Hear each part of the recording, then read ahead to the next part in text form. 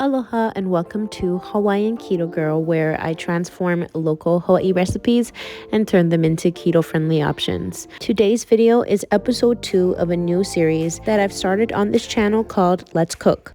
This series is a fun one to film because I get to try out recipes that are already up there that I find interesting, or viral recipes that I can try out here on this channel and let you know how they turned out. This recipe includes a bunch of local favorite vegetables and flavors. I hope you enjoy it. All right, everyone, so these are the vegetables that you would need to make this recipe. Green onions, bok choy, garlic, and onions. I'm gonna get this prepared. Here we go. All right, you guys, so this is everything prepped. I have red onions here, a bunch of garlic here, crushed so that if you're really counting your macros, you can bypass on the garlic. And then I have a bunch of bok choy. I don't know if you've worked with bok choy before, but make sure you rinse these babies really good because I always find little black insects or bugs in them. So you want to make sure this is really washed thoroughly. There were 4 little bunches.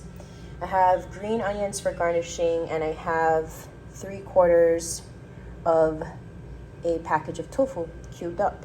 And if I remember correctly, this tofu was 0 carbs, 0 net carbs. So that's all the vegetables going into today's dish.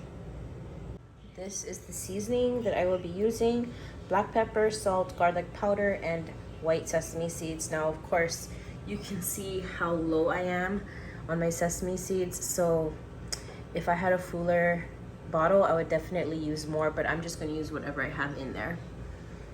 All right, now being I am from Hawaii, a lot of our food has Asian influence, so I will be using sesame oil as my cooking oil today.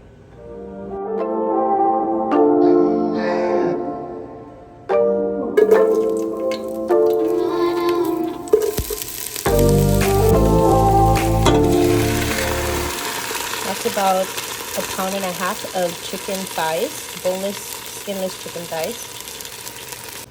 All right, so I have some ground black pepper in there. I'm gonna go in with just a little bit of salt, not too much, because I am using shoyu as flavoring. So maybe just like 1 time. There you go, just like that should be good enough. And then I am also going to go in with some garlic powder. Let's do this 3 times.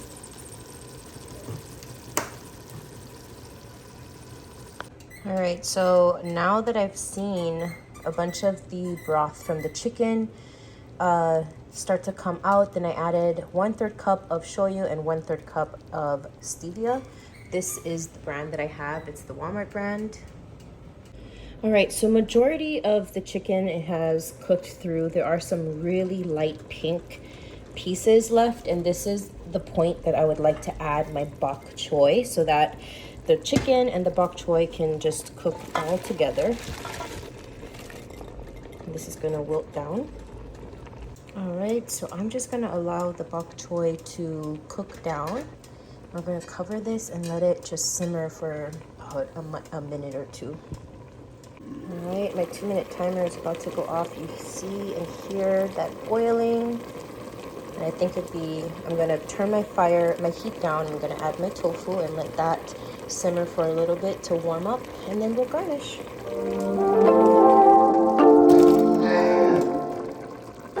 All right, so I had the timer on for about 2 minutes, and it was on medium heat, and it didn't like simmer for me. I want some bubbles to happen, so I'm actually I increased the heat to medium high, and I'm gonna wait for it to boil just a little bit more, and then we will be done. But that's how it's looking. Okay, so I think my burner just completely turned off. There's a bunch of stevia here. Okay, and I can't push the burner back in because it's hot right now, so let's give it some time. But I mean, by now it should have been boiling, so I think my burner just shut off. We're renting, and this burner always gives me trouble, so Let me move my pot. Yep, as I suspected, my burner did turn off because I just put it on medium-high heat and it hasn't even been like a full minute and it's already starting to simmer. So I'm just gonna let this absorb all the flavor for about 2 minutes while it simmers, and then we'll plate.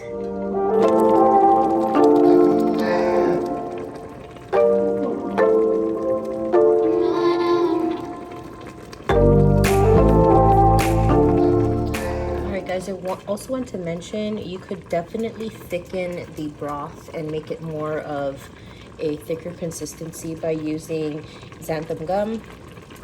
However, and this is the brand I have Bob's Red Mill. That's the brand that I have. This is what I would use to thicken my broth here. However, my husband does not like the taste of xanthan gum, so I'm gonna skip it and we're just gonna have broth, but you can definitely make it a thicker consistency. All right, here's the finished product. You can see all that steam. I garnished with sesame seeds and green onions. There we go. All right, Keto Ohana, I hope that you enjoyed this episode of Let's Cook. I hope that this channel inspires you to make keto fun for you. As always, take care and aloha.